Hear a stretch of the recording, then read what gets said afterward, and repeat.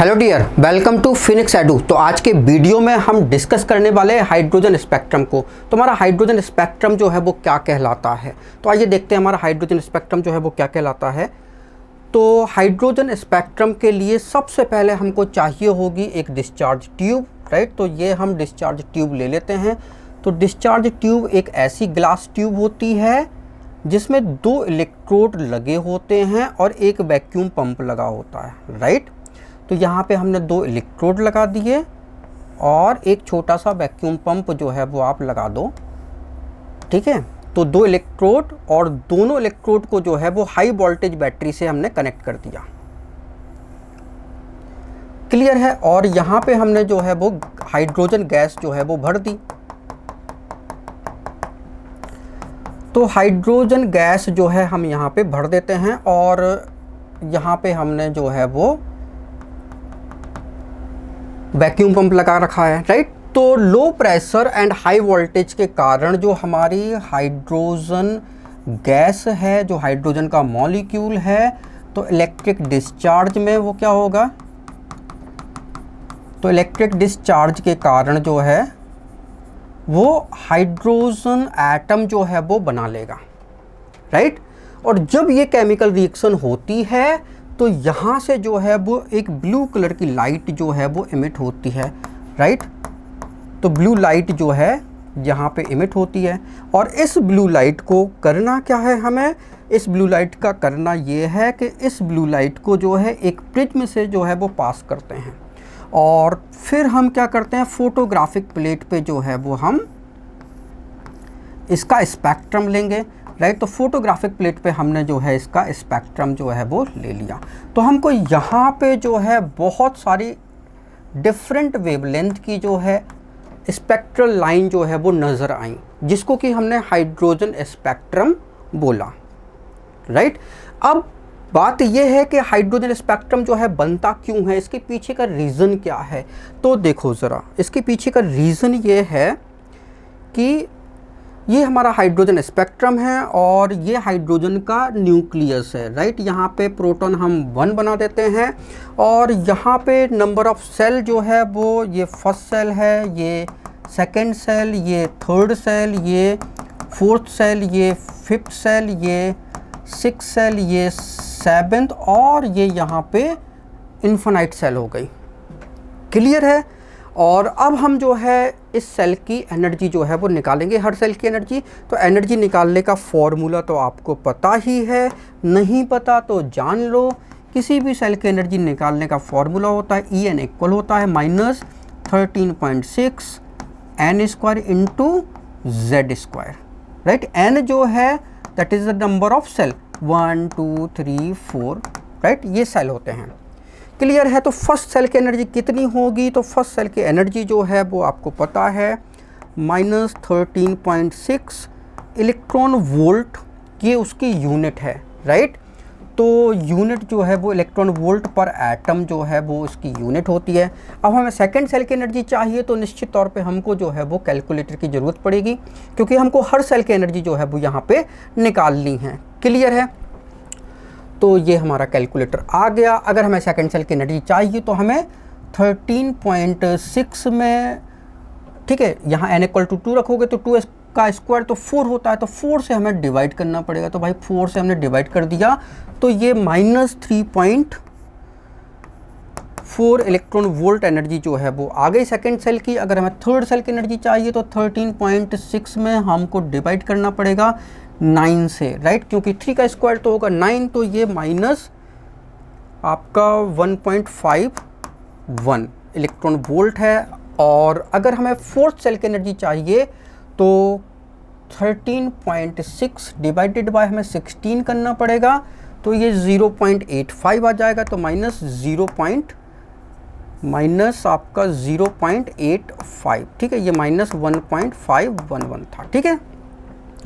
फिर इसके बाद अगर हमें फिफ्थ सेल की एनर्जी चाहिए तो फिफ्थ सेल की एनर्जी कैसे निकालोगे, तो 13.6 डिवाइडेड बाय 25 करोगे तो -0.0544, ठीक है। ये नेगेटिव साइन के साथ में रहेगा हर बार और यूनिट इलेक्ट्रॉन वोल्ट है, आपको तो पता ही है, ठीक है, 13.6 डिवाइडेड बाय 6 सेल की एनर्जी के लिए 36 से डिवाइड करना पड़ेगा, राइट। तो आपका 0.377, तो ये 0.377 और इन्फिनाइट सेल, हमने इसको इन्फिनाइट सेल माना, तो ये एनर्जी जो है इन्फिनाइट सेल की जो है वो एनर्जी जो है वो 0 हो जाएगी, 0। क्लियर है। अगर हमें इलेक्ट्रॉन को, हाइड्रोजन का इलेक्ट्रॉन तो फर्स्ट सेल में रहता है, फर्स्ट सेल के इलेक्ट्रॉन को अगर हम एनर्जी प्रोवाइड करें और हाइड्रोजन का इलेक्ट्रॉन जो है इन्फिनाइट सेल में चला जाता है, तो कितनी एनर्जी देनी पड़ेगी? तो हमें दोनों सेल की एनर्जी की डिफरेंस के बराबर एनर्जी देनी पड़ेगी। तो डेल ई हो जाएगा फाइनल माइनस इनिशियल। तो फाइनल एनर्जी तो इन्फिनाइट सेल की है और इनिशियल सेल की एनर्जी E1 कहलाएगी। तो यहाँ पे डिफरेंस देखो कितना था, E इन्फिनाइट तो 0 होगा और फर्स्ट सेल की एनर्जी -13.6 है, तो -13.6, तो ये आ जाएगा आपका डेल E 13.6 इलेक्ट्रॉन वोल्ट। ठीक है, माइनस माइनस प्लस हो जाएगा, तो प्लस 13.6 इलेक्ट्रॉन वोल्ट। तो जब अगर हम इसको 13.6 इलेक्ट्रॉन वोल्ट, अगर आप जूल में चाहो तो इस इलेक्ट्रॉन वोल्ट को 1.6 इंटू 10⁻⁻19 से मल्टीप्लाई कर दोगे, राइट।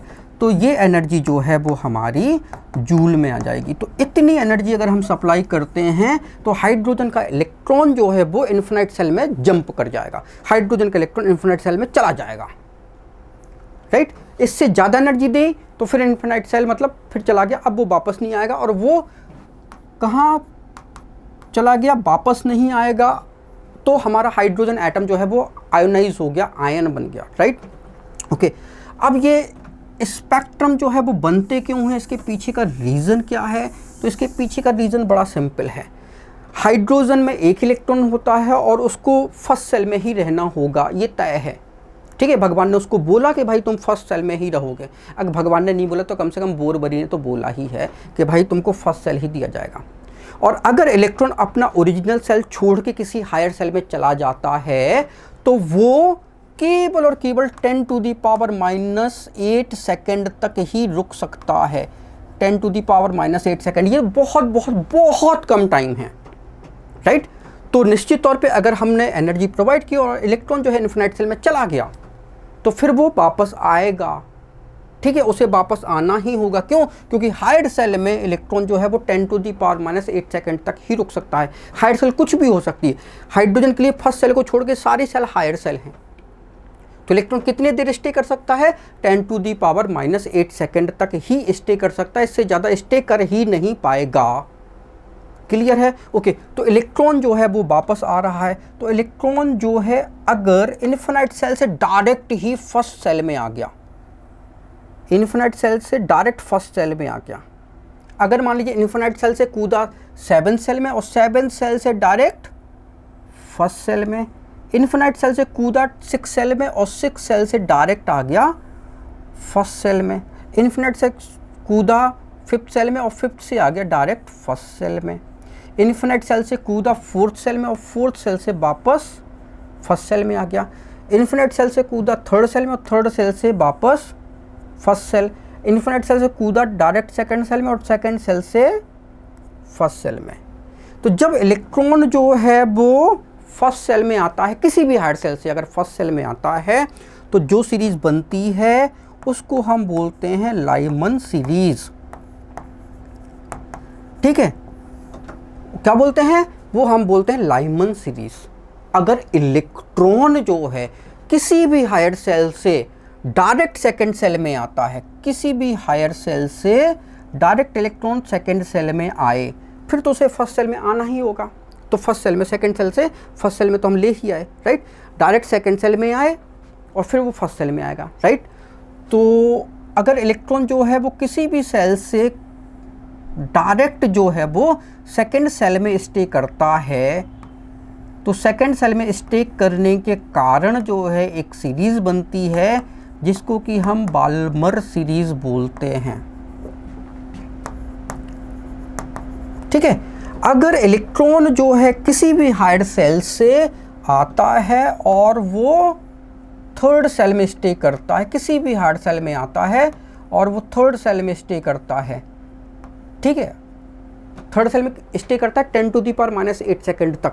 तो एक नई सीरीज़ बनती है जिसको कि हम बोलते हैं लाइमन बाल्मर हो गई, और ये पास्चन, ठीक है, ये पास्चन सीरीज़ हो गई। अगर इलेक्ट्रॉन जो है वो किसी भी हायर सेल से आता है और फोर्थ सेल में स्टे करता है तो एक नई सीरीज़ बनती है जिसको कि हम बोलते हैं ब्रैकेट। और अगर इलेक्ट्रॉन जो है इन्फिनाइट सेल से आता है और फिफ्थ सेल में स्टे करता है, किसी भी हायर सेल से फिफ्थ सेल में स्टे कर गया तो फुंड सीरीज बनती है। और अगर इलेक्ट्रॉन जो है वो किसी भी हायर सेल से आता है और सिक्स सेल में स्टे करता है तो एक नई सीरीज बनती है, वो हम्फ्री,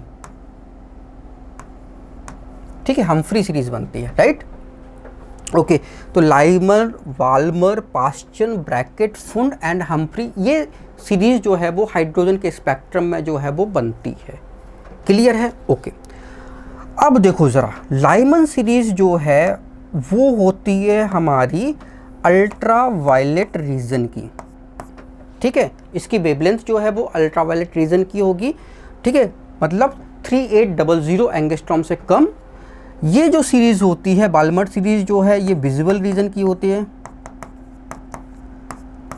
पास्चन सीरीज जो है वो हमारी होती है इंफ्रारेड, ठीक है। ब्रैकेट भी हमारी होती है इंफ्रारेड। ये फुंड जो है वो फार इंफ्रारेड, और ये फार इंफ्रारेड, ठीक है। ओके, क्लियर है? तो ये हमारे हाइड्रोजन स्पेक्ट्रम की जो है वो सीरीज हो गई। क्लियर है? अब हम यहाँ पे लाइमन सीरीज को जो है वो डिस्कस करेंगे। तो लाइमन सीरीज में अगर आप देखो यहाँ पे, तो ये लाइन 1 2 3 4 5 6 7 लाइन जो हमको नज़र आ रही हैं। तो इसमें फर्स्ट लाइन कौन सी होगी? तो फर्स्ट लाइन वो होती है, जो किसी भी सीरीज की फर्स्ट लाइन वो होती है जो उसकी पहली हायर सेल से, तो इसकी पहली हायर सेल तो सेकंड ही है, तो सेकंड सेल से जब ये स्टे करता है तो ये हमारी फर्स्ट लाइन होगी, ये सेकंड, ये थर्ड, ये फोर्थ, ये फिफ्थ, ये सिक्स। और अगर इन्फिनाइट सेल से आता है तो उसको हम बोलते हैं लिमिटिंग लाइन। कौन सी? Limiting line, LL। क्लियर है? तो बाल्मर सीरीज की फर्स्ट लाइन कौन सी है? जब इलेक्ट्रॉन थर्ड सेल से सेकंड सेल में आएगा तो ये फर्स्ट, ये सेकंड, ये थर्ड, ये फोर्थ, ये फिफ्थ, और ये वाली जो है वो लिमिटिंग लाइन LL। क्लियर है? ओके। इसकी पास्चन सीरीज की फर्स्ट लाइन कौन सी? ये पहली, ये दूसरी, ये तीसरी, ये चौथी, और ये LL जो इन्फिनाइट सेल से आए, ठीक है।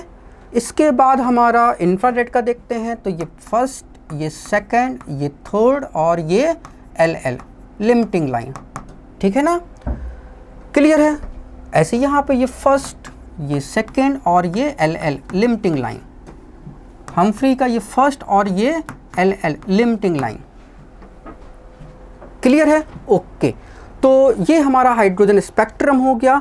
तो हाइड्रोजन स्पेक्ट्रम में जो लिमिटिंग लाइन की सीरीज़ है या जो फर्स्ट लाइन है, ठीक है। अब इसको थोड़ा हम देखेंगे कि फर्स्ट लाइन और लिमिटिंग लाइन के इम्पॉर्टेंट पॉइंट्स जो है वो कौन कौन से हैं। तो आइए देखते हैं, ठीक है ना। ओके, तो जो हमारी लिमिटिंग लाइन है,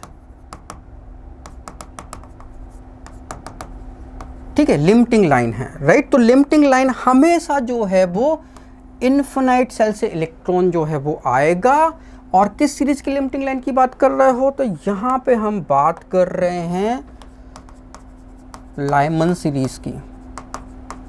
तो लाइमन सीरीज की लिमिटिंग लाइन कौन सी होगी? जब इलेक्ट्रॉन इन्फिनाइट सेल से जो है वो आए, किस सेल में? फर्स्ट सेल में, ठीक है। तो इन्फिनाइट सेल से इलेक्ट्रॉन फर्स्ट सेल में आता है तो लिमिटिंग लाइन बनती है, ठीक है। उस लाइन को हम लिमिटिंग लाइन बोलते हैं। इसका एक और नाम है, इसका और नाम कौन सा है? इसका नाम है सीरीज लिमिट, ठीक है, सीरीज लिमिट लाइन। ठीक है, इसको हम अल्टीमेट लाइन भी बोलते हैं। ठीक है, और अब देखो ज़रा, यहाँ पे एनर्जी का डिफरेंस जो है वो सबसे ज़्यादा होगा। तो यहाँ पे डेल ई की वैल्यू जो है वो आई थी 13.6 इलेक्ट्रॉन वोल्ट। ठीक है, तो एनर्जी जो है यहाँ पे सबसे ज़्यादा होगी। अगर एनर्जी ज़्यादा है तो एनर्जी का फॉर्मूला क्या होता है, hc/λ। तो एनर्जी ज़्यादा है, इसका मतलब है यहाँ पे वेवलेंथ जो है वो क्या होनी चाहिए, लो होनी चाहिए, तभी एनर्जी ज़्यादा होगी, राइट। तो ये जो अल्टीमेट लाइन है ये हमारी शॉर्टेस्ट वेवलेंथ, ठीक है, ये शॉर्टेस्ट वेवलेंथ की लाइन है। ठीक है, शॉर्टेस्ट वेवलेंथ की लाइन को हम लिमिटिंग लाइन बोलते हैं। ओके, अब भी देखो ज़रा, एक होता है फॉर्मूला E इक्वल होता है एच न्यू। न्यू मतलब that is the high frequency की लाइन। तो ये सीरीज लिमिट की लाइन है, जो लिमिटिंग लाइन है उसको हम बोलते हैं that is the highest frequency line. ठीक है ना। अब 1/λ होता है that is the wave number. तो वेव नंबर कैसा होगा, हाईएस्ट होगा, तो इसको हम बोलेंगे highest wave number line. Clear है। तो ये जो हमारी लिमिटिंग लाइन है इसको हम इतने सारे पॉइंट से जो है वो समझ सकते हैं। तो limiting line, series limit line, या अल्टीमेट लाइन, या शॉर्टेस्ट वेवलेंथ लाइन, या हाईएस्ट फ्रीक्वेंसी लाइन, या हाईएस्ट वेव नंबर लाइन। ठीक है, तो लाइमन सीरीज की लिमिटिंग लाइन कौन सी होगी, जब इलेक्ट्रॉन इन्फिनाइट सेल से फर्स्ट सेल में कूदता है तब हमारी लिमिटिंग लाइन जो है वो बनती है। क्लियर है। और अगर इलेक्ट्रॉन जो है सेकेंड सेल से फर्स्ट सेल में आए, मतलब जब इलेक्ट्रॉन जो है n equal to 2 to n equal to जो है वो 1 में आता है, तो यहाँ पे एनर्जी जो है वो सबसे कम होगी। ठीक है, एनर्जी जो है वो सबसे कम होगी, तो ये होता है hc/λ। एनर्जी कम है, इसका मतलब वेवलेंथ जो है वो ज़्यादा होनी चाहिए। ठीक है ना। तो जो फर्स्ट लाइन होती है, first line of Lyman series, इसको हम क्या बोलेंगे, इसको हम बोलते हैं that is the longest wavelength of line. ठीक है ना। तो लॉन्गेस्ट वेवलेंथ लाइन, ठीक है, तो ये हमारी लॉन्गेस्ट वेवलेंथ की लाइन होगी। क्लियर है। ओके, अब एनर्जी का फॉर्मूला होता है एच न्यू। तो ये क्या हो जाएगा, दैट इज द एनर्जी अगर लो है तो फ्रिक्वेंसी भी क्या हो जाएगी, लो हो जाएगी। तो that is the lowest frequency line. ठीक है ना। और 1/λ को हम क्या बोलते हैं, 1/λ को हम क्या बोलते हैं, वेव नंबर। अगर एनर्जी कम है तो वेव नंबर भी कम होना चाहिए। That is the lowest wave number line.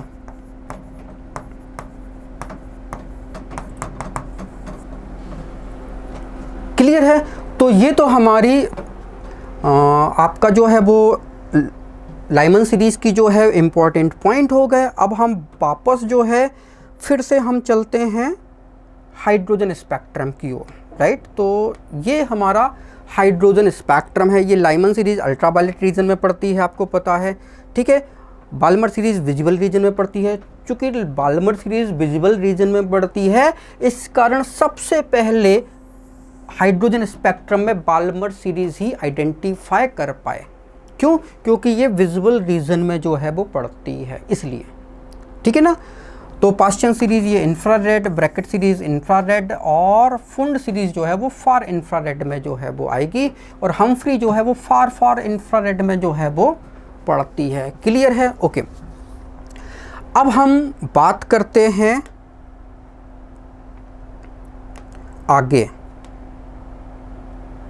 तो देखो जरा, अब हाइड्रोजन स्पेक्ट्रम जो है इसकी किसी भी लाइन का अगर हमें वेव नंबर निकालना हो तो न्यू बार इक्वल हो जाएगा, ये हमारा न्यू बार 1/λ भी कहलाता है। ये होगा RH Z² 1/N1² - 1/N2²।